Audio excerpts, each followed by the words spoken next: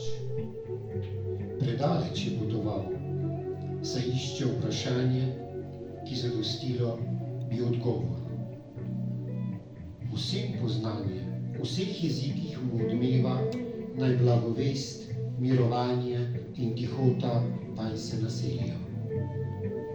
Ne bo odstopil nikomah, ki doživel in šel je skozi ogenj velikih vojn.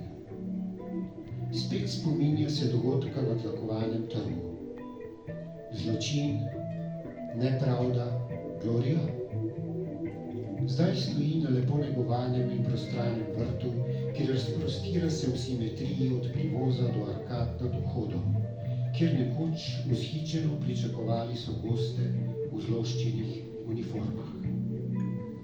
Povabilo, skopo in formalno, natipkano na pisalni stroj, vljudno vabi izbrano družbo advokatov, vojakov, pooblaščenih birokratov, ekspertov za logistiko, farmacevtov in tovarnarjev, predvsem proizvajalce vlakov, parov in strupov. Vešča strojepiska in diskretna stenografka, ki je bila skrbno izbrana glede na videz in poreklo, tiha, skoraj neopazna, ko skrita za težko zaveso, brez napake pritiska, ne tolče na tipke zloščene mašine. Črke, samo črke, alfabet, natančne besede, pojmi, racionalni stavki, zakoni, členi in podzakonski akti. Gostje prihajajo posamič, v skrbno načrtovanih presledkih, drug za drugim, kot sledijo si stavki in odstavki v knjigi.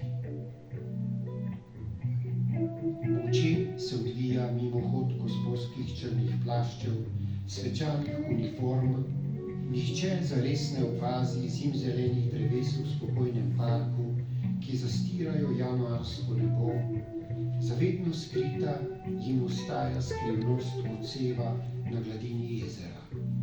Kako lebdi v jutranji meglici, tanjši in lažji kot solze v očesu. Saj nihče zares ne ve, kako bi iz skopega vabila lahko razbrali, čemu je namenjen ta zgodnji delovni zajtrk, kakor je bilo natipkano v glavi pisma. Bila je zima, pa vendar je prevladalo kratkotrajno zatišje, premor pred zagonom vojne.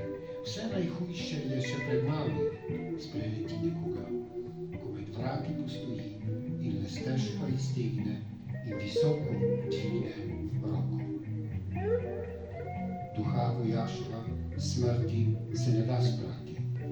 Nevidni madež obvisi nekje v rosni travi, kot prstni odtis na spodnji strani pisalne mize, škripanje parketa, rožni vonj okrasnega venčka.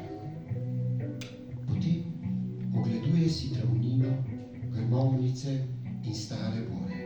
Po široke terase z razgledom na jutranje jezero motri z notranjim očesom ladje, športne jadrnice in veslače, ki v tihem miru plujejo.